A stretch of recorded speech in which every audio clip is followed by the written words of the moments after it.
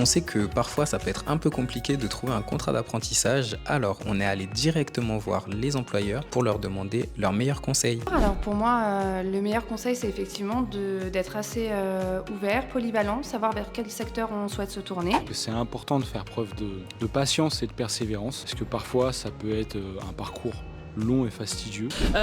Déjà, c'est de ne pas venir avec ses parents. Alors, je sais que ça peut être des fois déstabilisant quand on sort post-bac ou quand on est encore dans un processus de Parcoursup, mais il faut vraiment arriver à se détacher et puis commencer à avoir une posture déjà de futur salarié. Alors pour moi, pour trouver un contrat d'apprentissage, le meilleur moyen, c'est de pouvoir personnaliser sa demande et bien motiver son choix. Alors, moi, je dirais dans un premier temps d'être soi-même et d'être polyvalent.